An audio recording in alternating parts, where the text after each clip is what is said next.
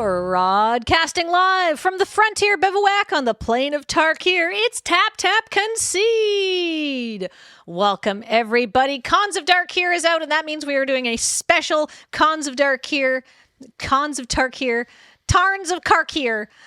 First look, sort of, what our vibe check is on the set. This is just falling apart. Joining me are Nelson and Cameron, who are laughing at my misfortune. Dragonstorms.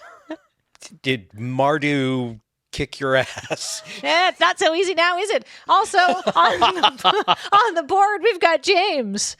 Tarkir Dragonstorm is the name of the set. Yes. Tarns of Karkir. Tarns of Karkir. Darns of Tarkir. Look, it's got those old Tarkir vibes, and I'm so happy for it. Yeah. Who knew that you could have the Tarkir vibe independent of the morph? Oh. But as it turns out, yeah. There were other cards in that set. Yeah. No more Ponyback Brigade and more dragons. It's great.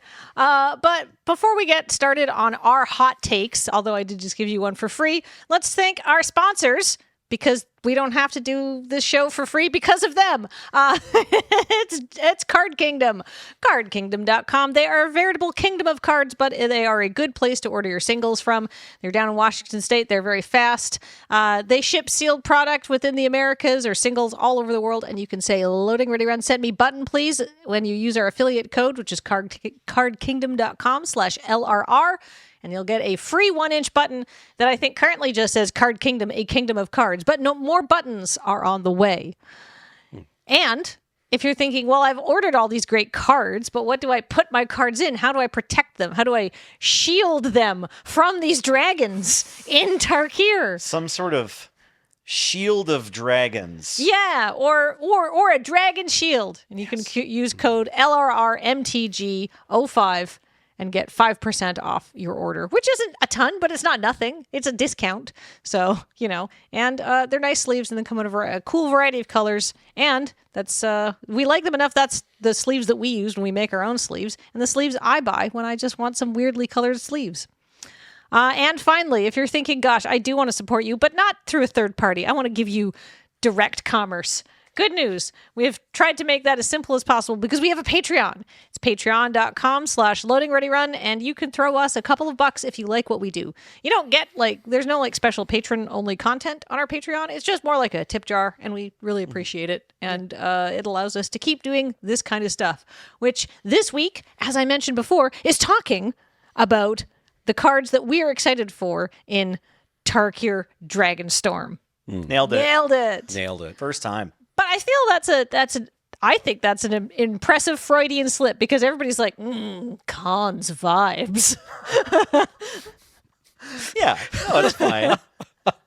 Well, maybe they're not so sexy about it. The flubs, Few are. Well, it came from a place of honesty. Yeah, tell. exactly. Yeah. People are having strong feelings about this set. And who am I to tell them to pump the brakes on that? Yeah. Just remember to Dragon Shield it first. It's true. They can pump their attacker. It's okay. They're allowed. Yeah. Oh, there are some combat tricks that does that. There's Wild Ride, +3/+0.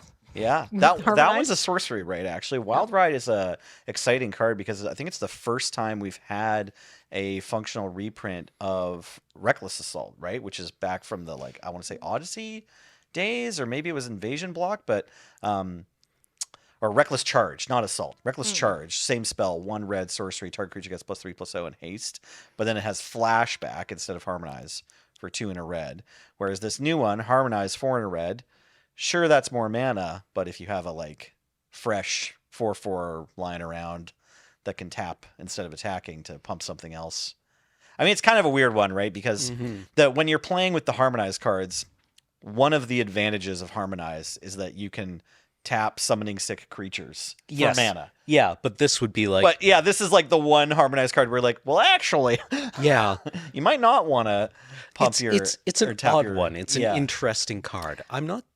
Is it good? I feel like the situation for this is you've just cast something big, and then you can tap your little guys to, give it haste and then win the turn. Because it's like a board stall, and this is a big flyer.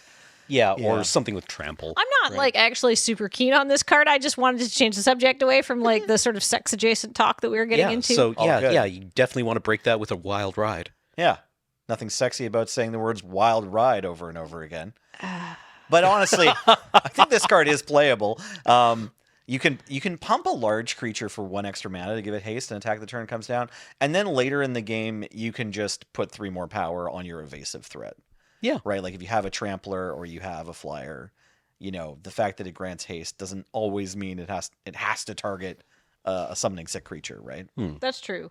I'm never like the most keen for like these sorcery speed things, but Sure.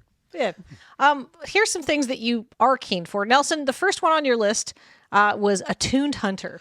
Yeah. This card's good. Yeah, this is a good card. I think of this card as a Sultai card, but it's 2 and a green, and it's a 3/3 trample with another ability that's not a drawback. So trampling Centaur Courser, you could put it in any deck that has green mana. It's certainly not dead weight. It's totally fine on rate. The other ability is whenever one or more cards leave your graveyard during your turn, put a +1/+1 counter on this creature. So it grows every time you use a Raise Dead effect or a regrowth effect or the Sultai's ability word, which is renew. Yeah. Right? I think, renew.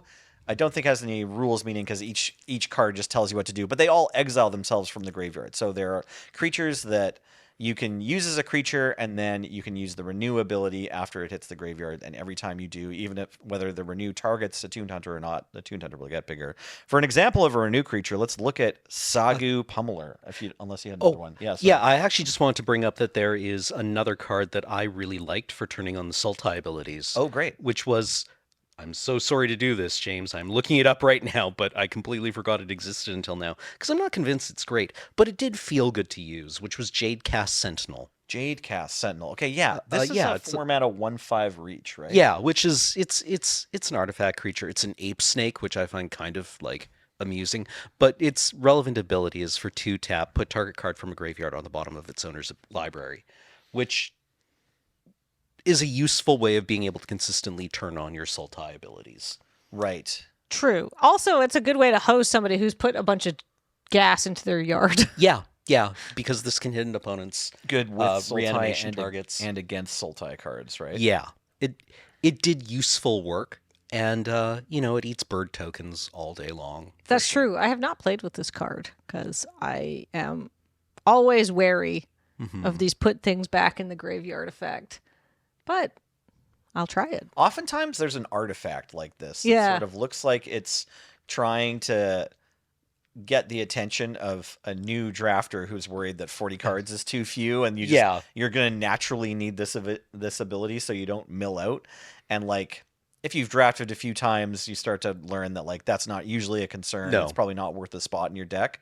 But this thing is a reach creature for 4 mana with 5 toughness. Yeah. So it does at least just offer to stand in front of dragons for a while. Not all of them, but like the 3/3 ones, the green common one. Yeah, there's 3 and 4 power dragons all over the place. Mm-hmm. All right. Speaking of, you wanted to talk about Sagu Pummeler, which is a great creature. It's a square creature. I think Graham described it as. Yes. Sagu Pummeler, 3 and a green for a 4/4 beast with reach. So right away, my giant spider devotion is offended. I'm always mad when they strictly upgrade giant spider. But that just means I need to cast this one. It also has renew for 4 and a green. Exile this from your graveyard and put 2 +1/+1 counters and a reach counter on target creature. That renew ability is so good. Yeah, activate only as a sorcery. So you get a 4/4 reach for 4. Right away. I mean, we've had limited environments. Admittedly, they're like 10 years old now or whatever, but some of them are just built around the fact that there's a common 4/4 for 4 in green. Like there was a vanilla 4/4 in, I want to say M12 for 2 and green. Like you even had to pay extra green pips to get it. And it was just... It was pretty good though, wasn't it? It was just so much farther ahead on rate than most of the other creatures. Like if they had a 3-mana exile removal or a 3-mana murder spell, fine. But like in every other situation, you're just like, well, my creature's bigger, so I get to decide how this game works. Yeah. Yeah. So it attacks, it blocks, it exiles itself from your graveyard, making your Attuned Hunter bigger. I recommend playing this card. Yeah. I recommend taking it. I would say fair. Not like you're not first picking Sagu Pummeler, but no. like, you see this going around 4th or 5th, and you're like, yeah, let's go. Yeah, right. It's the kind of card I'm in that green. does table. It's just that like when it tables and you're in green, you're pretty stoked, right? Like the push to green off this card isn't massive, but when you're in green, you're probably taking one or two. If I'm in green and I'm in say pack 3 and there's not very anything good in this, I would be like, great, I'll just take a Sagu Pummeler. It's not a terrible first pick because it is such a windmill slam like on turn 4. Yeah. I'm a fan. Yeah, if there's nothing better for you in the pack, you can take it highly. But like if you are in green and you see like there's like, I don't know, I would expend like a sort of a mid-pack pick on it if I was in green and there was nothing better. Right. Yeah. Taking it 5th or 6th is totally fine. Speaking of things that are good in Sultai deck, Nelson, can we talk about a couple of other cards that you've put on your list, which is Constrictor Sage, which is a card I also really like. Right. Okay. So Constrictor Sage, I think, is actually a pretty important one. This is an uncommon in blue. Another one of the Sultai Renew creatures. 4 and a blue for a 4/4 Snake Wizard. And when it enters, tap target creature an opponent controls and put a stun counter on it. But then the Renew ability also says 2 and a blue, exile this from your graveyard, and tap target creature and opponent controls, put a stun counter on it. So it offers a way to hold down the opponent's creatures twice, and it's available as well if you can just mill it or discard it, because you can use the Renew from your graveyard. So sometimes you get a 3-mana sort of Frost Breath effect, maybe even before turn 5, depending on how, you've got various cards that mill yourself in Sultai. So you can use this aggressively, you can use it defensively, and I think it's particularly important. There's not a ton of tapping effects. There's this card, and then there is a white, I'm sorry, I didn't write down the name of this card, but there's a white common tapping creature. But there's not a ton of Frost Breath effects. It's like a 4-mana creature, though. Then you have to pay white to that one's slow as well. It's relevant, though. You get a 4-mana 3/4. But I just think it's important to be aware of, thank you very much, James, the Arishan Sunshield also can tap down a creature. So both of these I think are important, especially if your opponent has, which one was it? Is it Venerated Stormsinger? Does anyone remember which one? I wrote down the name of this card, but I don't know which one is the one that is a Blood Artist, because there's a common or uncommon. Thank you. Yeah. Uncommon Blood Artist effect in black. 3 and a black for a 3/3 Orc Cleric with Mobilize 1, which means whenever it attacks, you create a tapped and attacking 1/1, and then sacrifice at the beginning of the next end step.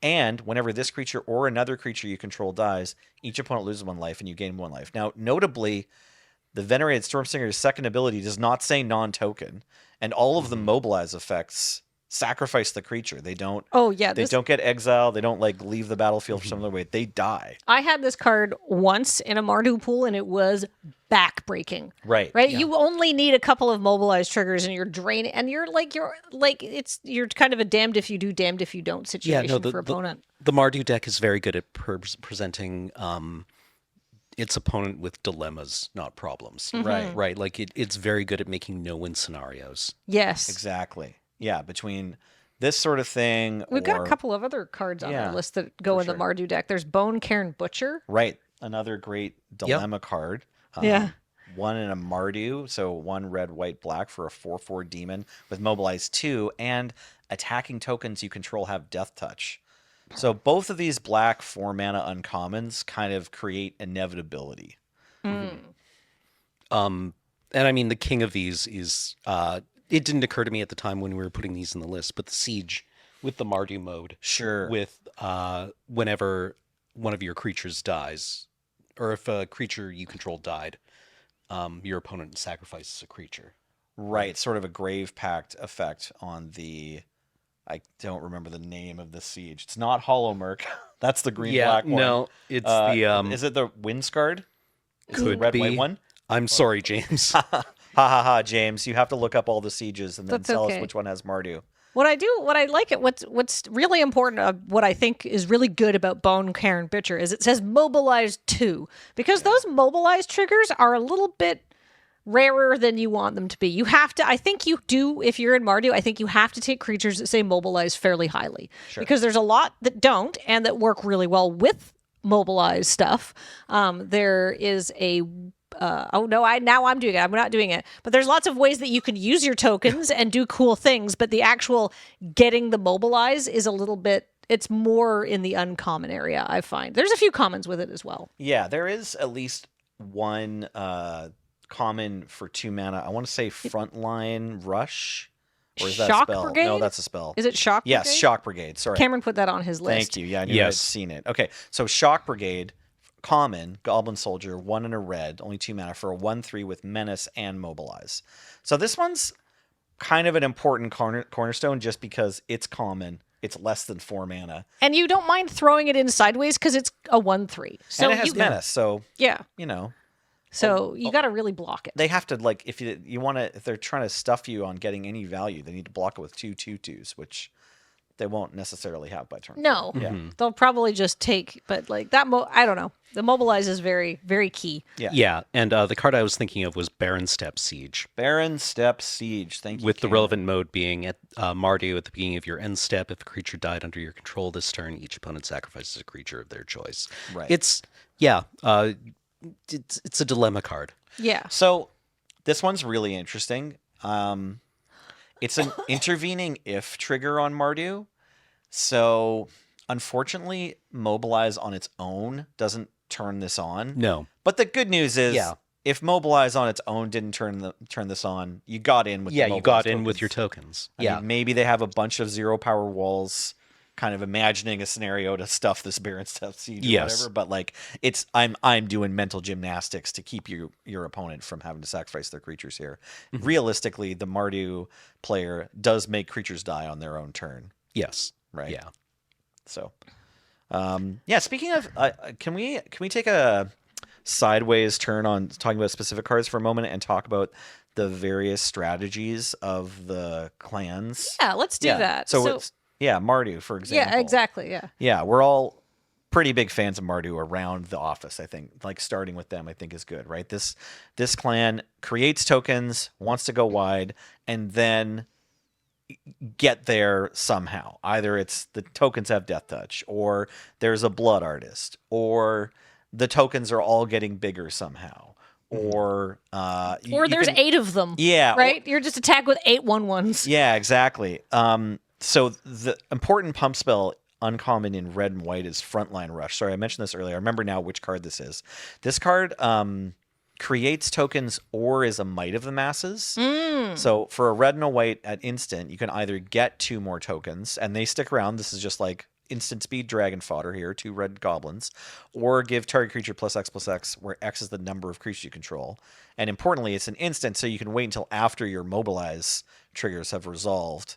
So like pumping the unblocked one for 6 or 10 is not unheard of, because 2 or 3 Mardu creatures during combat is actually quite a few more creatures often because of Mobilize.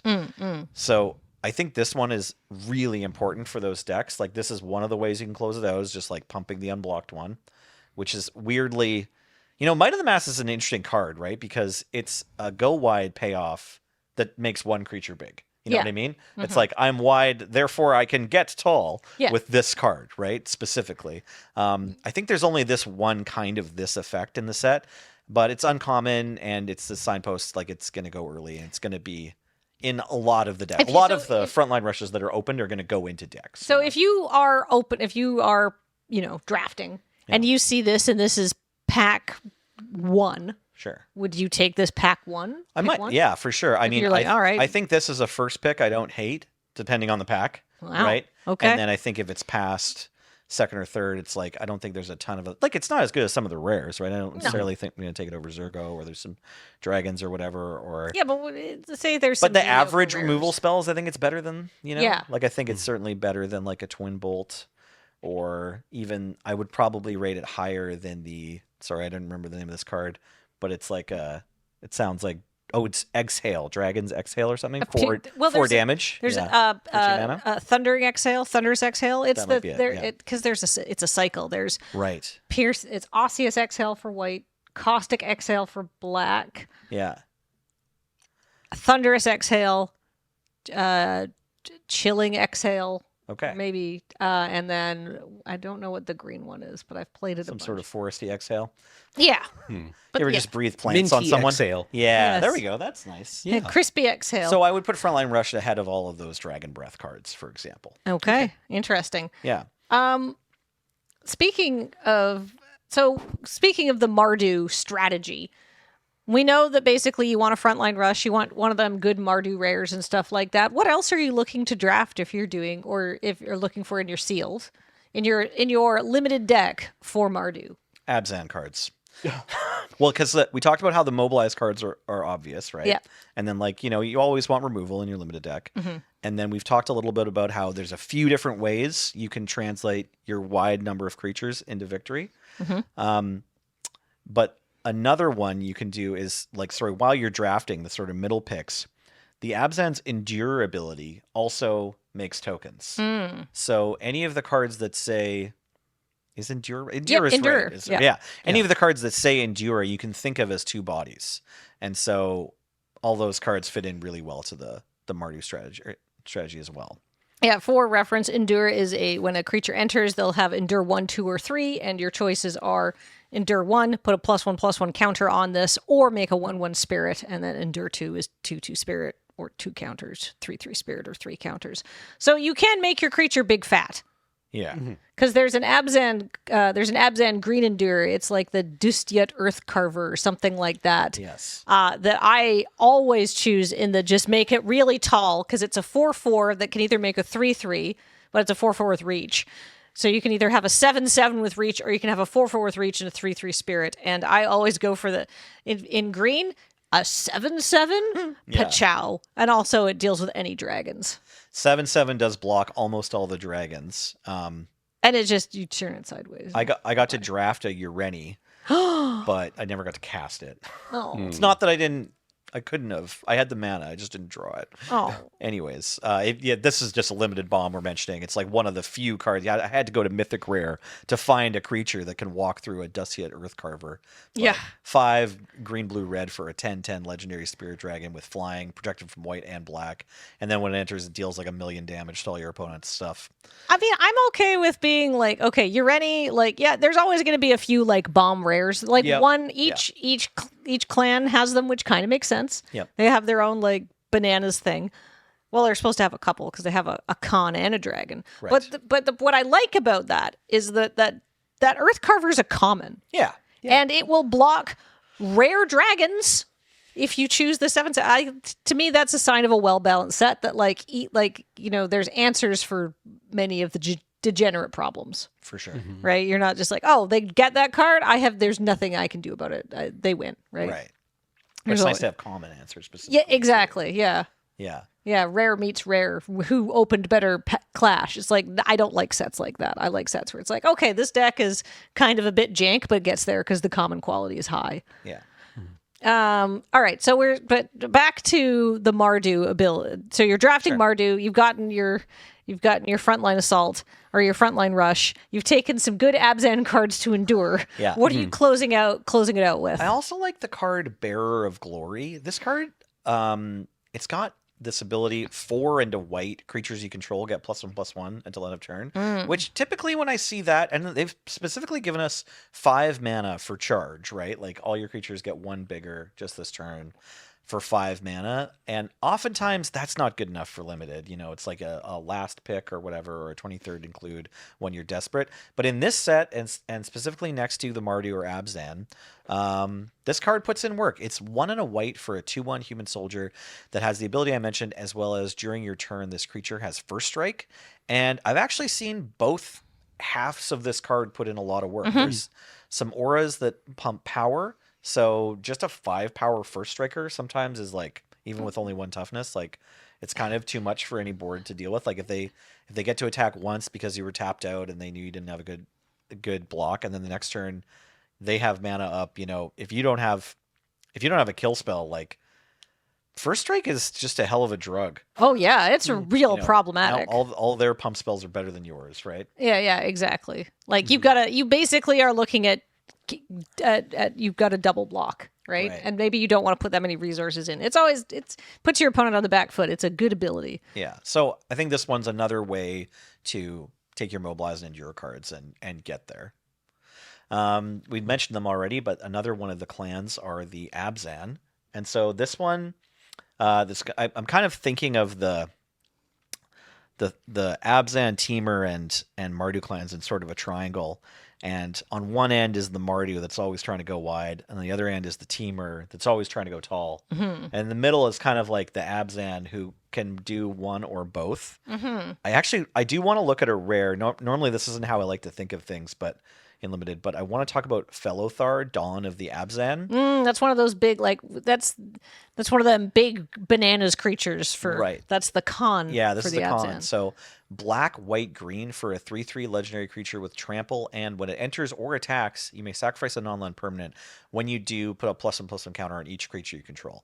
So you can't sacrifice your lands, but you can sacrifice your creatures or your enchantments and artifacts, planeswalkers, or whatever. And then when you do, you get permanent buffs on all of your other creatures. So the Abzan kind of had this thing where like they can go tall after they've gone wide. Like if you have this card specifically, but also that's kind of like what they're up to. Like your early endure creatures are probably going to make multiple bodies and then try to set up like decent looking blocks, make it to the mid game, and then you can find a way to get tall. Right. Yeah, you convert from wide to tall. Exactly. And close out the game. Mm-hmm. Yeah. Another rare to do. I'm sorry, we're looking at the rares, but like the commons we've sort of already talked about. If you play Craterhoof Behemoth for 5 green, that's a reprint. You've probably seen it before if you're a Magic player, but it's back in this set. It is a mythic rare, so you're not gonna run into it too often. But this is a 5/5 haste that pumps all of your creatures for XX and gives them trample, and X is the number of creatures you control. So actually, it's the second frontline rush. There's 2. Yeah. This one is not going to surprise you. cast. Not going to surprise you after blockers or anything, but this is another one of these cards. It's like, hey, did you go wide? You can also go tall now. Yeah. And I think that's happening. Although we mentioned it for frontline rush, it's like one of the ways a Mardu deck can close out. It's sort of the core vibe of the Abzan this time around. I feel like they want to get a bunch of little creatures and then establish some way to make a big creature or make all their creatures big. And then the Temur, their main thing is Mammoth Bellow. Yes. That seems to be like the most important kind of Temur draft card. I'm a little disappointed with Temur this time around. Yeah. I mean, Temur were very good in the original Tarkir. Construct here, yeah. Yeah. I don't know if they're quite as good this time. Okay. I like this card. I like this card too. Yeah, 2 red, green, blue for a sorcery that says create a 5/5 green elephant creature token and harmonize for 5 green, blue, red. So you can pay 5 to make an elephant, not get attacked into, or lose your elephant. Those are the 2 things that happen the following turn. You either hold the door with this thing or they kill it immediately, and then on your next turn you can pay 3 to get 1 more elephant and tap your current elephant. Pretty elegant harmonized cost. Yeah. And you get 10 mana worth of creatures for ideally 8 mana. 10 power, right? Or sorry, 10 power. Yeah, no worries. For ideally 8 mana, exactly. So not a bad deal. You paid installments. This is a good one. Yeah, this card's really powerful. Like, if you were in Temur, I think this is first pickable for sure. Yeah. Like, Yeah, I if think you're so. already in Temur, I don't know, would this make you go into Temur? Will this push you into Temur? There's plenty of rares I would take over this. Not a ton of commons, though, I don't think. No. Mm-hmm. I just feel like sometimes the Temur commons would just, like, go better in, like, other clans. Sure. But maybe. I don't Yeah. know. Maybe I could be misinformed. If we want to talk about some more harmonized cards, Yes. I also really like Ireni's Rebuff. Yes, that is the 2 mana sorcery. It just says bounce target creature to its owner's hand, harmonize 6. So this is kind of like, it's sort of like the anti-Mammoth Bellow. They're both Temur cards. They're both harmonized cards. But Ireni's Rebuff, really good counter to Mammoth Bellow. You're going to spend theoretically less mana. Although I guess at the very most you could spend the same amount. But yeah, just being able to bounce 2 things. I don't remember this card's name from Innistrad, but we had 1 blue sorcery. Yeah, Bounce a creature, and then 5 mana harmonize, right? Or 5 mana flashback. I can see the card art. Right. It had the ghost going down this wide staircase. Yes, exactly. Yeah. But if we could continue to talk about a teamer card, and I can tell it's a teamer card because of how the art is. But I mean, that's important. That is, the art is designed to show you how to play the set. That's true. But I think this works better in Sultai. It's a card called Auroral Procession that you had on your list. Another one of my Attuned Hunter cards, yeah. And then you can tell it is a teamer card because it is snow and there's these stags in the sky. And also, the flavor text says, the teamers celebrate the end of the unbroken night with stories, dances, and feasts. They gather to witness the first light of dawn as the land sings in harmony. A little story about what Tarkir is like, and it's really cool. But I was like, this is a teamer card. It says return target card from your graveyard to your hand. And like, I am all about that in Sultai because Sultai also wants to return cards. And to me, like, if I have something that puts things into my bin, which sometimes you can do with Sultai, then you can put a renew card in there or a harmonize card in there, and then maybe, hey, you pull it back out if you get this. Yeah, it's you like, could surprise them. Maybe you engineer a scenario where your opponent knows you're gonna be able to harmonize the rebuff, but then you just Auroral Procession it instead, and then you harmonize 2, or you get to rebuff 2 things. Yeah, exactly. And that wins the game for you. I really like this card, Instant Speed Regrowth. It's got It's got a bunch of relevant applications for Constructed as well. But yeah, certainly an Attuned Hunter card. There's I'm sorry, I didn't remember the name of this card either, and I didn't think I was going to want to talk about it. But in blue, there is an uncommon Archaeomancer. So it's 3 mana, 2 and a blue for a creature that says when it enters, you can exile a creature card from your graveyard, and if you do, you get back an instant or it's sorcery the from your graveyard. Trawlers. Trawlers. They are. That's a Sultai card. Thank you. Peaceful Sorry, James. Trawlers. Peaceful Trawlers. Right. So a 3/2 human citizen. Yeah. Exile a creature. When you do, return target instant or sorcery from your graveyard to your hand. So if you have the Attuned Hunter and then you get this, you get back your Auroral Procession by exiling something else, and the Auroral Procession gets back this thing. Yeah, you can make a little like. Yeah, you can do a little Rube Goldberg machine of value. I had an opponent do that to me on Arena, and I was like, oh. Whoops. Okay, I didn't see it, but well played to you, OP. Yeah. So this card's really good. Though. Kind of fair, but like valuable, Yeah. Grind. It's a useful card in this. Absolutely. Yeah. Grinding. Another teamer card that I think is really important. Karakik Guardian. This is another uncommon for 2 and a teamer, 5 mana. No, 3 and a teamer, 6 mana. My bad. For a 6/5 dragon with flying, vigilance, trample, and this creature has hexproof if it hasn't dealt damage yet. Yeah, which is a neat. I think Tarkir coded ability specifically. No, it's on one of the new versions of Rith the Awakener. It was Dominaria. So this ability is really rare. Like I think there's just literally 2 dragons that have it. This and one of the Riths from one of the newer Dominaria sets. And like it's cool. I mean, it's hexproof, obviously. Mm-hmm. And if you're in the scenario where your opponent isn't attacking because your Guardian has hexproof, then you, even though it has vigilance, you can just choose not to attack, and you can be a big, slow, rampant growth deck that's using this hexproof flyer to hold the fort. And then in every other scenario, pretty good rate, like 6 mana dragon with 6 power vigilance. This feels like the kind of like reliable payoff for teamer. Yeah. Said, like, you're in these colors, have this guy. Yeah, you've got this incredible Sarah Angel that always attacks once, at least, right? Mm-hmm. Most of the dragons are 4/4s and 5/5s too. Like this thing is big. It's so big considering it's not extra mana. That's why you endure. Yeah. That's why you don't go wide with the Dusty Earth Carver. You need to block this. Right. I have blocked more than a few of these. Nice. These are... People grab this and then play it, which makes sense, right? Absolutely. Yeah. No, this is one of those like simple cards where it's just like, yeah, this is about as good as it looks. It doesn't have too many words on it, and the numbers are small in the top right and big in the bottom right. Correct. Yeah. And it's got a lot of, it's flying, vigilance, trample. Yeah. 6/5 for 6. Trample as well, right? Hexproof until it's dealt damage. Yeah, this is going to get, in a lot of situations, this is going to get 2 cards. Yeah. Right? Yeah. Yeah, it's either gets 2 cards, or you probably got your value out of it, or it bought you enough time that you don't mind that it traded with one thing or whatever. Mm-hmm. This thing's sort of like, it puts its foot down and demands respect. Yep. Yeah. It's a good card. It's a really good card. Moving on from Teamer. Yeah, okay, so we talked about the Abs and the Mardu and the Teamer. Yeah, we haven't done. So the Jeskai Yes. are this interesting. I think the Jeskai and the Sultai are both sort of synergy decks. Yes. Where it's like they might be wide, they might be tall, they might be fast, they might be slow.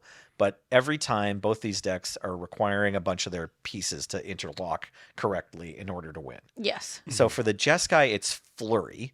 And we might as well talk about Fleeting Effigy. Yeah, great card. Love this card for this. Yeah, I think this card is kind of the cornerstone of the Jeskai limited strategy. This is something I keep asking you this, but this is important because like a lot of the cards we're identifying here, like obviously a rare is big and powerful, but like when do you take a really important uncommon for your archetype? And I think that the ones that we're identifying here are you take this pretty highly if the rare is mid. Yeah. Right. Definitely.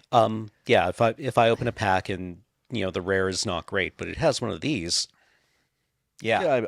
I personally. Well, here's an example of like what I would say is a good rare, but it's like probably pretty mid. There's like Sarkhan is a 2/2 that says if you behold a dragon, he'll make a treasure, and when a dragon enters, that he gets +1/+1 counter and gains flying till end of turn. It's good. This is, I think, more important to a Jeskai red deck than random Sarkhan that might get a couple of triggers because you have a couple of dragons, right? Sure. This is what's going to enable your strategy, even though that says rare and this says uncommon. Sarkhan is like cool and is in Jeskai colors, but he's kind of just a grizzly bear. Exactly. Yeah. That's what I'm saying. He's like a grizzly. Sarkhan Dragon Ascendant has lots of words and is really good if you can make it work, but like... He's just, even though this is a 2/2 rare and the Fleeting Effigy is a 2/2 uncommon, the Fleeting Effigy is what you want especially if you're in a Jeskai deck. Right. Yeah. Yeah. Like I had fun playing Fleeting Effigy, right? Which matters to me. Putting this down on turn 1, getting in for 2, then, there are slower decks in this game. In this format. So there's scenarios where you get Fleeting Effigy turn 1, same Fleeting Effigy turn 2. Turn 3, you put down the Devoted Duelist. Okay. Which is red common 2/1 first strike with Flurry to ping your opponent. And then the same Fleeting Effigy a third time, and your opponent's at 11.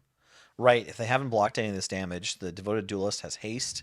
And so, this is like half their life total almost on turn 3. If your the opponent's lands kept line a up, slow hand, right? Yeah, I mean, you were talking about slow, and I thought you meant like not doing enough things before turn 8 or something, which is what I think about it. But you were like not playing untapped lands and casting spells in the first 2 turns of the game, which is another thing we haven't talked about yet. But those gain life lands are back, and the tri lands are back.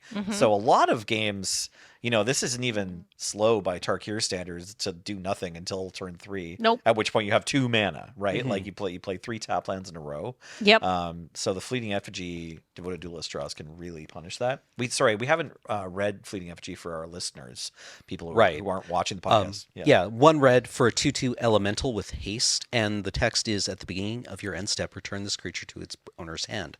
So, this is 1 red mana way of turning on Flurry every turn, even if you don't attack with it. It also has 2 and a red. This creature gets +2/+0 until end of turn, which is not irrelevant. Yeah, no, keeps itself relevant in the late game, meaning that it's like for only 1 extra red mana, it also needs to be blocked when you're doing an Alpha Strike, because if you've got 6 more mana lying around, suddenly it's dealing 6 damage.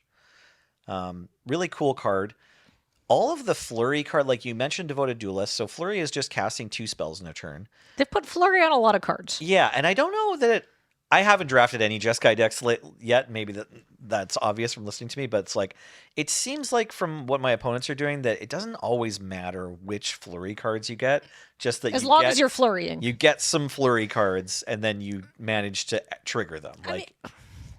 Maybe this is just me being like me. Yeah. But like, I don't know, man. No matter what you're doing in Magic the Gathering, if you're casting 2 spells a turn, you are doing well. Right. Yeah. So the flurry ability is almost sometimes irrelevant. It's just win more because you're already casting 2 spells. Sure. Yeah. Another card I really like for enabling flurry is the Sun Petal Kirin. Okay, Sun Petal Kirin, yeah. Yeah. Which is a white uncommon. I think it's 2 and a white. No, 1 and a Oh, white. Sun 2 mana. Pearl 1 and a white. Kirin. Yeah. Yeah. Oh, Sun Pearl, not Sun Petal. Pearl. Right. 1 and a white for a 2/1 flash flying Kirin. When this creature enters, return up to one other target non-land permanent you control to its owner's hand. If it was a token, draw a card. So, you can play this in your Abzan decks to, like, I don't know, get back some kind of 1/1. Yeah, some sort of ETB or a draw a Mardu card. deck. Yeah.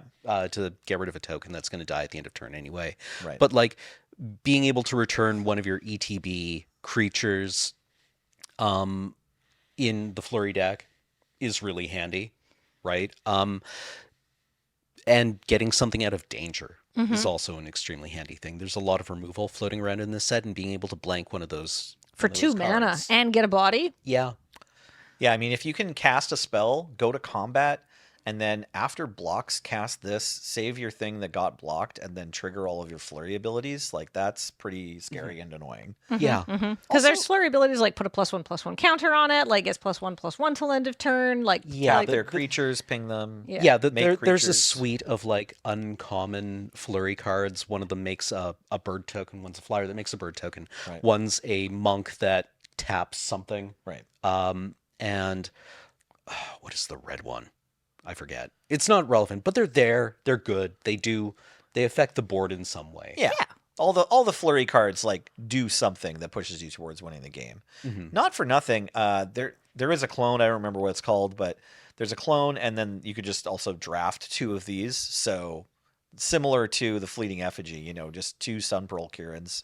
While it will use up 4 mana, can just guarantee that you are always casting flurrying. 2 Yeah, spells per actually, turn. great point. Yeah, Great point. and I believe Flurry is templated that it's on your turn and your opponent's turn.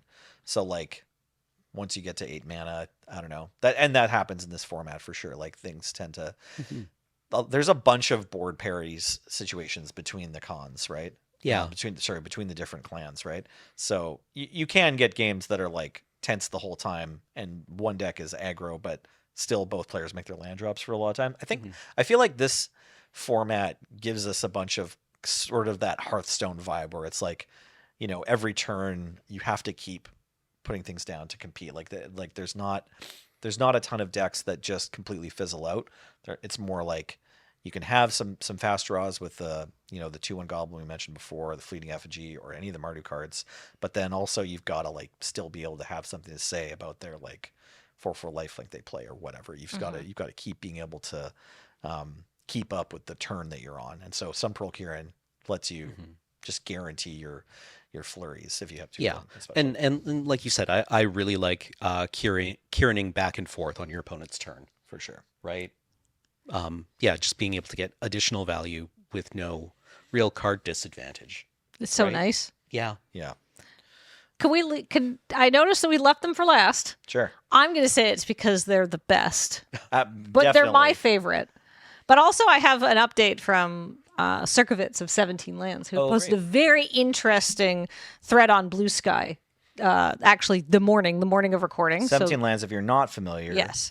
Big limited data aggregation site, right? Like data collection and sort of survey of the format. Yeah. Windowed into the hive mind. So basically, I actually don't have it.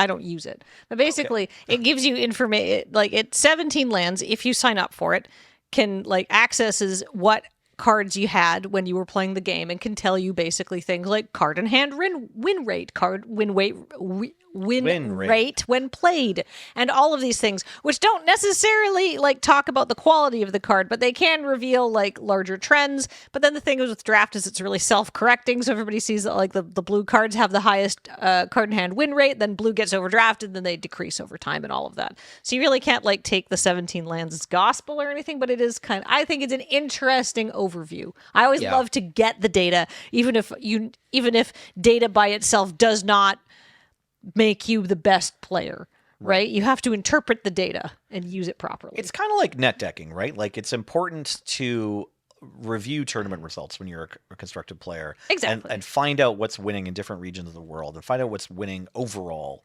and then build your deck accordingly. Doesn't mean you have to play any of the decks that you saw in the, tournament data, but it is useful to know that that's what's going on. Let's talk about cards in hand win rate, because we're going to be talking about Sultai, and the card with the highest, according to Circovitz this morning, card in hand win rate is the mere Sibsig Appraiser, the organ hoarder of this format. It's a 2/1 Sultai common that just says, when it enters the battlefield, look at the top 2 cards of your library, put one into your hand and the other into your graveyard. Oh, wow. Yeah. It's just a really... It's super unassuming cantrip on a Scathe Zombies. Yeah. It puts 2, hopefully it's putting 2 creature cards in your graveyard. Well, you always have to put one in your hand. Yeah. Oh, you mean it's going to chump as Yeah, well. Right, yeah. right. Yeah. Exactly. Yeah, this trades with, I don't know, trades with a Mobilized Mardu token. Yeah. Sure. Yeah. Right. You don't feel too bad about that. And then, you get something useful out of it. I played this. I liked it. I think it's a really good card. I think it's I think it's also fine in Jeskai and Teamer, Sure. but Sultai is really where you want it, because it's good to card selection's really good. It's never not good. I think in Jeskai it's really important because one of the natural ways that you're casting 2 spells a turn is by drawing cards, right? That's true. So That's true. anything And that then draws a card is very valuable. If you're in Teamer, you can put a Harmonized card into your bin. That's true. Get it back. Yeah. Draws 2 cards in Teamer. Exactly. It really does draw 2 cards in Sultai. But I want to talk about some of the... We mentioned the cycle of exhales.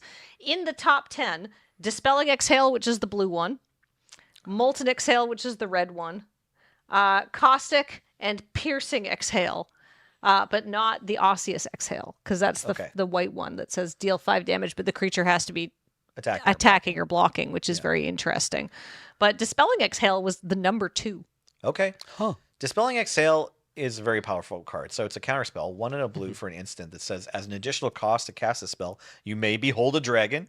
That means either choosing a dragon you control or revealing a dragon from your hand. And counter target spell unless its controller pays 2 generic mana. If a dragon was beheld, counter that spell unless the controller pays 4 instead. That's a whole... So 4 may as well say counter target spell in limited. Yeah, so miscalculation, pay 2 mana or your spell is countered, or quench, right? Same kind of thing. So yeah, these effects are pretty good in limited. If you mana leak, they're a big thing. It always feels good. And then in the early game, most of the time players don't have 1 extra mana to spend. So you could protect yourself or stall. Yeah, this is a good counterspell. I think Brian used it. Yep. He had 2 of them maybe in his Teamer deck. And I saw it coming up as pretty frequently. Yeah, it's a good card. Another card that's really good and that also is about card draw and goes in Sultai is the Aenok Wayfarer. There it is. It is a Sultai card because this dog looks like he's a member of the Sultai, and they're talking about the Sagu Jungle, which is a Sultai location. Right. When this card enters, mill 3 cards. You may put a land card from among them into your hand. If you don't, put a +1/+1 counter on this creature. So it's a 2/2 for 2 if you completely whiff, or it puts 2 cards in your bin, which is fine, but it gets a land out. Yeah. Which is really important in this format, I think. And apparently it's very it's got a high win rate. It looks like a little boring speed bump, but it's the kind of card that just gets stuff done, like a Sibsig Appraiser, right? Yeah, Right. and again, this is a body in your graveyard too. You trade this with a mobilized token. Right. So both this and the Appraiser are kind of the nuts and bolts of getting your Sultai value engine started. And then things you can look forward to in the later turns are like using those renew abilities to make your creatures too big or hard to block or have death touch or whatever. And then also just being ahead on cards because you traded early and you got value out of these cantrips already. So now you can just 1-for-1 with your opponent's stuff and still be up. Yeah. While we're talking about Sultai, I would be remiss if I did not talk about Kotis, the Fangbearer, which is just bananas. I love this card, and if you haven't read it, it's 1 green, black, blue for a 2/1 indestructible. or Kotus the Fang Keeper. I'm sorry.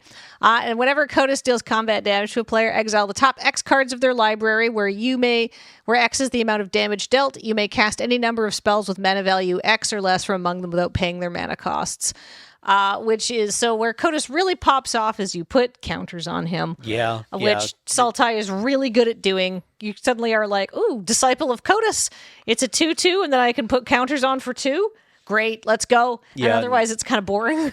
I lost more than one game to this guy and Carsey Day Ruiner, the Vampire Nighthawk that Oh, puts the Carsey Revenant, I think. that Right. puts a flying lifelink and death touch counter on something when it renews, and it's just like, man, this game sucks. I Yeah. need If they're- coffee. If they're rare synergize, that's pretty harsh. But yeah, Kotus loves getting the counters from the new Vampire Nighthawk's renew ability because it gives Kotus flying, which means it's harder to block. And then also just like getting lifelink. The lifelink is important. The death touch is Death not. touch and indestructible is such a miserable combo. Yeah. I feel like that's overkill and limited, though. For sure. I mean, It they're both was for rares. me. Yeah. Hey, sometimes if you put all your eggs into one basket, you get to sell a lot of eggs. Can I talk about? There's a card called Champion of Doosan. I think it's a green. It's 2 and a green for a 4/2. Yep. Okay, so it's a renew 2. Exile this card from your graveyard, put a +1/+1 counter and a trample counter on target creature. This card, I think, is a little bit underrated. Like a 4/2 with trample for 3 is fine. It trades really well, though. It's better in Teamer if you care about Power 4 or something like that, right? Yeah, exactly. I like the low toughness on this. It dies quickly. Yeah, Right, because right. you You want to get those trample counters onto things. Because you can make suddenly like a big 4/4, or you can make once you're like, I don't know. There's plenty of big dumb sort of 4/4/5/5s in this set, or things with a lot of power and toughness relative to some of the other smaller things. And once you get trample on there, that's a real like. Ugh. I put trample on Kotus, and that was the end, though. For my opponent, because then because he's just the abyss essentially, because they have to chump him, Right. Because they don't want you to just get 2 cards off the top of their library and possibly get something. But if you can get like a couple more power on Kotus, that it's done. Well, I mean, just blocking him with casting real a 3/3 or a 2/3 off by himself isn't so hard. It's kind of like lock down a big enough creature to hold him down. But then as soon as he gets some evasion or it's just gets too big, then it's the abyss, like you mentioned. Another trampler I wanted to talk about, and this is going to be just absolutely shockingly out of left field. There's no chance that anyone would have ever thought I would say this. It's Skirmish Rhino is pretty good. Black, white, green for a 3/4 trample, and when it enters, each opponent loses 2 life and you gain 2 life. I had one game at the FamJam where my opponent played this and then played Dragonfire Blade, which is kind of like the new Ghostfire Blade equivalent. It's one generic mana equipment, and then equipped creature gets +2/+2 and hexproof for monocolored. It has equip 4, but the equip cost is reduced for each color of the creature it targets. Oh, So again, these 3 mana, the 3 different colored creatures, it equips for only 1 mana instead of 4. So for 2 mana, you can make your Skirmish Rhino a 5/6. a 5/6 with basically can't be killed. Because there is multicolored removal in this set. Like there's the Mardu one that's like the 4 deal 4 damage, gain 2 life, but like +2/+2. Like how are you supposed to get this? Like almost all of the removal is monocolored. Right. In Abzan as well, there's the Severance Ritual, so you can target that's 3 mana, and it can hit the elephant still because it costs 3 mana or more. But you're right. A lot of the removal at common, at least that you're going to see, is either damage or Dragon's Prey or the Oblivion Ring effect, Stormplane Detainment. Yes. Right. So Stormplane Detainment and Dragon's Prey, pretty common removal spells you run into, and they're both one color. Same with the common red removal. So yeah, 5/6 hexproof from multicolored. That's a lot. Especially if they play the blade first, then roll it a rhino. Then on the 4th turn, this is what happened to me in the FamJam. They can play another rhino and equip the blade to the first one. I lost that game pretty quickly. But I think it is worth just pointing out that Skirmish Rhino in general, It's just good. I think it's the best of the kind of uncommon cycle that it's in, where each clan has like a powerful sort of cheap creature. The Bone Horde Butcher we talked about. Yeah, the Bone Cairn Butcher. Butcher is for Mardu. I think, is it the uncommon? What is the uncommon? The Sultan one has this dragon that gives a flying counter on renew, as well as like makes treasure tokens. Oh, yes, Yeah. the Keru Goldkeeper. Karu Yes, Goldkeeper. yeah. That card's okay. Yeah. It's not like but putting a flying counter on Codus. Any kind of counter on Codus is good. But like Keru Goldkeeper is fine. Yeah. It's It's okay. fine. It's okay. Similarly, I'm sorry, I didn't remember the name of this creature either, but the Jeskai have a 4-mana 2/4 double strike. Yeah, that really did not impress me. Right. It's just But I it's don't. kind of unfortunate that it costs 4 mana. But I, Yeah. That's it's what's going on with that is card. it the dog monk that's like standing and it's No, like, that's a mono red card, right? Yeah. So that card is pretty cool. Yeah, too, the Jeskai Balance Brushmaster. Right, Jeskai Brushmaster. It's I think prowess and double strike, which is a good combination of Right. words, but like 4 mana for this 4 mana. compared to the Rhino, That's tough. that's Yeah, 'cause 3 mana. the Rhino and the Goldkeeper at least like the Rhino kind of just does stuff on its own. This needs to be enabled by your other cards, otherwise it's okay. Right. Because like by the time you're casting a 4-mana 4/4 essentially. Your opponent has also cast a 4-mana 4/4 at common. They have the Sagu Pummeler, Right. Yeah. right? They've put up a big green creature. And They're happy to trade. Come Right. on in. Yeah, and you know, hopefully your Brushmaster isn't going to just trade with a 4/4 because you'll have some instant response, or you'll just cast a spell and then attack.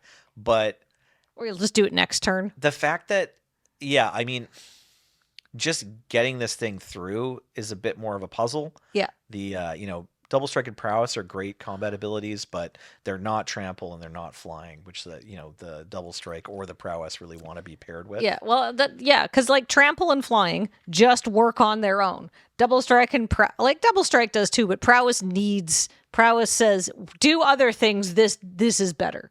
Right. And that's my kind of like my vibes on the Jeskai is Jeskai, you already kind of have to be succeeding to succeed. Right. Whereas what I like about like the Sultai decks is just like, hey, is all your stuff in the bin? That's okay. It's still useful. Right. Right? Like, have you been like aggressively trading? Because it is kind of very attrition-y formats. Lots of removal, lots of creatures running into one another. There's a lot of low toughness creatures in here that are trading with each other and stuff like that. And the Jeskai say, or the Sultai say, all right, it's been, 8 turns and you're at 2 life, but right now we're stabilizing, baby. Let's go.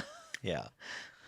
Absolutely. It's great to know that you still have all this action in your graveyard as you're like, trading off the stuff in your hand for their battlefield, and knowing as the Sultai player that like you're not going to run out of gas anytime soon. Yeah. Yeah.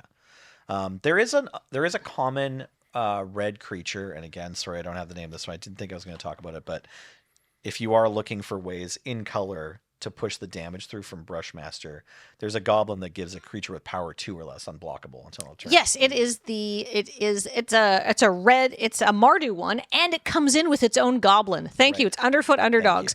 This card I think is a little bit I always want one of these, I think, in a red deck, possibly. Right. Yeah, I wouldn't want more than one because it's a little expensive, but it's not a goblin that goes away. It's not a mobilized goblin. It's a permanent addition to the battlefield.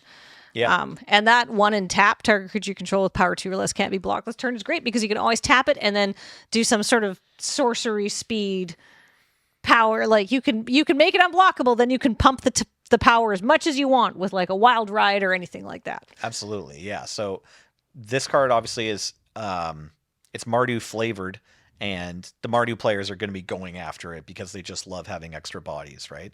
But it has some really good uses in the Jeskai deck, especially for that second ability. Absolutely. It's also good in the Mardu deck because you have your precious maybe that 1/3 mobilize that you really want to be turning sideways because you want those mobilize triggers going off. I mean, maybe they can block it with 2/2/2s now. No, they can't, right?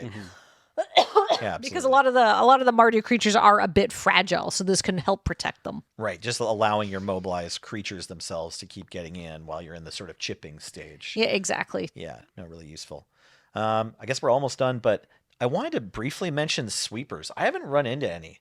Has anyone gotten Wrath of God in this front? There's a couple. There's I know there's a Sultai one that destroys everything and all the but it's like enchantments. mythic, right? Right. I have and it's not like seen it, 7 mana. honestly. Yeah. I've not played with it or seen that card. Fair enough. Yeah, no, I So that's an interesting thing about this format. I think maybe even the regular rare mass destruction spells are a bit less attractive to drafters because each clan is trying to like build the board. Yes. Like all of the strategies are trying to like have a creature on turn 2 and 3, and like they're using them for one thing or another. You need the Sultai need the targets for the renew. The Abzan need to have a bunch of things happening so they can like move their counters around. The Mardu obviously are always going wide. The Jeskai need to cast 2 spells and get like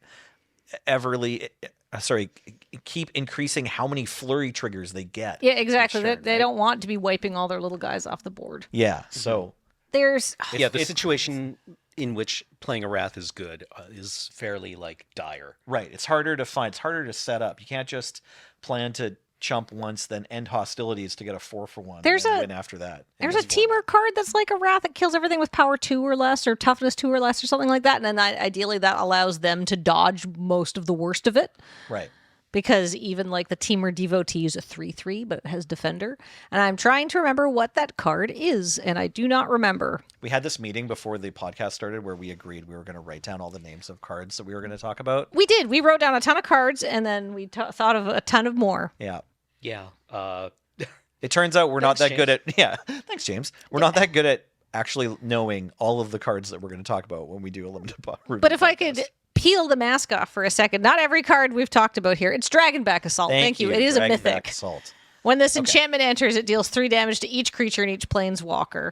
And then landfall, whenever a land you control enters, create a 4/4 red dragon creature token with flying.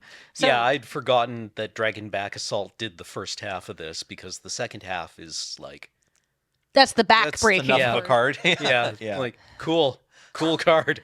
Yeah. Right. So I actually played this. Penelope played this. Oh, nice. Oh, In good the for her. pre-release? Yeah. And Did she crush you? she did end up. Now, I will say this. That makes me sound like I'm some sort of horrible person. But I will say not everyone is motivated by having an easy victory. So I actually like played against her. Yeah. Okay. And like I tried to win, and Penelope did have her dad Sure. sort of helping her because she's 9 and I'm not that bad at Magic. But the point being, like, I wasn't like, oh, I just won't attack to give you a chance. She won legitimately, fair and square. And I that card's believe real you. good. Yeah. I mean, Dragonback Assault. Like, Yeah. Also, there. Speaking of, you can make some mistakes and still win on Dragonback Assault. Yeah. Speaking of cards that you probably won't see, but when you do, you're like, what? What? Jeskai Revelation. Oh, right. This card just keeps doing things. Kind of goes Like- forever, right? Yeah, 4 and Jeskai mana, so it's 7 mana. It's an instant. Better be good, and it is. It does return target spell or permanent to its owner's hand. Jeskai Revelation deals 4 damage to any target. Create 2 1/1 white monk creature tokens with prowess. Draw 2 cards. Gain 4 life. Dear God. That is kind of all the things. So- isn't Yeah, it? it does all the Counter a things. spell, kill their best 4/4, get 2 1/1s, draw 2 cards, gain 4 life. Yeah. So this is kind of a mass removal. Like this is Yeah. Plague Wind, you know, if they attack. Yeah, I encountered this once and thought, man, what? Yeah. Yeah, no kidding. Like, I got countered by this. Right? And Yeah. just like, Well, the just game's happened? over. Put your spell back in your hand. Also, all this other stuff. Yeah. You can cast your spell again next turn. yeah, If you this aren't happened dead. on my turn. Right. Yeah, exactly. No, I I mean, had to pass the turn back to my opponent after this happened to me. it reads a bit like a Sublime Epiphany with training wheels, Yeah. where it's like instead of choose any number, it's just like, just do all this stuff. Mm-hmm. It'll be fine. Ugh. So we've been talking for like over an hour now, so I think we got to wrap it up. But like, let's wrap it up with our initial impressions on the set.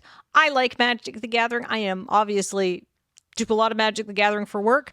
I want to play this just Yeah, I in kinda my wish I- free time. Yeah. My brain thinks about Tarkir. Penelope was playing with some dragon toys she just has. It was like, Tarkir dragons, rah, rah. So there's something about the Tarkir setting that has engaged the imagination, we'll say, even if, because Penelope is not bought into the Magic lore like I am. She's not reading the stories, but she was just like, cool dragons. Yeah.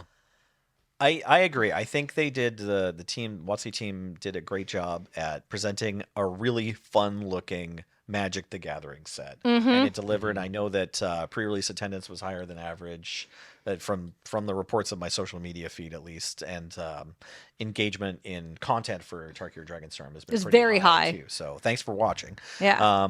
But also, yeah, I'm looking forward to playing this set some more. I'd like to draft at least until I get the feeling of what the pack one, pick one sort of tier is like, and I've tried all of the different clans because I'm only like 3 drafts deep right now. Yeah. And can I say, I really actually, big shout out to how it's set up on Arena. If you do the sealed, you can do the clan sealeds. Right. So, which is something. Play a pre-release kit on Arena, basically. Basically, but the night. Okay, I mean, Cameron had some amazing luck opening, and by amazing, I mean it's like that one scale of the luck, which technically it's just the bad outcome is just as likely as the good outcome. Yeah. So technically, it's the same kind of thing. It's just our judgment of the outcome. Weasel words. But the point being, you can, if you're like really into one of the clans, you can play it, and you get a couple of seeded packs that hopefully makes it easier for you to play the clan that you are interested in, figuring out and experiencing the cards for, which I think is really great for getting to know a set, honestly. Yeah, I don't know. It just felt weird to have to force Jeskai after opening the Jeskai pack. Yes. And being like, no. I wanted to play the Flurry deck, and I'm going to play the Flurry deck, even though I opened no Jeskai cards in my seeded pack. That's wild. Yeah. I mean, it's a seeded pack, but it's not like, here's 3 tri-lands in your colors, right? Yeah, someone microwaved my seed pack. Yeah. It's grown into a Mardu pack. Yeah. But yeah. So my opinion of the set is it's fun. I love the flavor, and I'm genuinely enjoying the gameplay. Mm-hmm. Yeah. I always say that I like the weird sets. I don't hate. I did not play a lot of Outlaws and Murders Tarkov Manor and the off. The experimental sets that we've played. I like to see them making it because I was like, well, maybe they're just bored of making high fantasy sets. But no, they got gas in the tank. Right? Right. This is our first non-UB set in a little while where everyone isn't wearing the same hat, right? Because Ether Drift was also kind of like, okay, everyone's racing. Yeah. Yep. You're all in a car. Right. And then the sets you mentioned before, it's like Cowboy Hat and Inspector Hat. I have no knowledge of this, but I clearly there was a decision made at Creative to see how aggressively themed you could make a set. Yeah. And to talk about the sort of very top down flavor design philosophy and get the Magic the Gathering into it later, right? Mm-hmm. Let's explore this space of cowboys and stuff. Yeah, it felt like I'm bored of making high fantasy for a while. Let's try to do something else and see what else we can do with this game. Dominaria is high fantasy. Yeah. We have plenty of Magic worlds that are not high fantasy, Yeah, or... I like to see them experiment. Yeah. But this is really good. Yeah. This is really good. Yeah. Yeah. I'm happy. I'm happy They're good at doing this. Yeah, it is what Magic the Gathering does best, which it does tell. And what I really like about this set is I keep mentioning, well, I can tell what deck this goes in because their flavor text is there, the art is there. They've put a lot of effort into making the cards tell the story, which I appreciate as a narrative person. Mm-hmm. Yeah. All right. Well, I think that's about going to wrap it up for our opinions. But what do you think? What is in your opinion, the best clan? What cards have you been succeeding with? What cards do you think are traps? I would love to. Actually, we should do an episode on what cards in this set are traps. What did you get blown out by? Yeah. Tell us in the comments below. And if you've got any opinions on what we should talk about next, please let us know. But until next time, I think we're going to call it here. First up, big up to James, who we prepped for about, I would say 60% of the cards we were talking about, and you had them on screen very fast. You did so good. Aww. Wow. Well, until you didn't, but yeah. I mean, God, though, for James, though, that's basically just told us he loved us. Yeah. That's the best you he can put get. so in there. Yeah. There was a modifier. It's true. Anyhow, thank you to James for putting the cards on screen. Thank you to Graham, who's getting these online while Heather's on vacation. Thank you to everybody who supports us at Patreon at patreon.com/loadingreadyrun. If you are watching on YouTube, you can leave comments or like a YouTube super like or a channel membership or any of those other monetization things. You can buy Dragon Shield sleeves at dragonshield.com using code LRRMTG05 for 5% off your order. And of course, if you are like, gosh, I really like Tarkir Dragonstorm, I'm going to order a box and do a draft with my friends, highly recommend. You can do that by going to cardkingdom.com. Unless you're Canadian, you can't order a box from them if you're Canadian. You can still get singles, You though. can still get the singles, and you can use code LRR and tell them that we sent you, because that's really important, because it helps us keep making the show with sponsorship and paying our bills and employing us, and so we really appreciate that. So thank you so much, everybody. Until next time, I've been Kathleen, joined by Nelson. Hey, thanks for listening. And Cameron. Bye, everybody.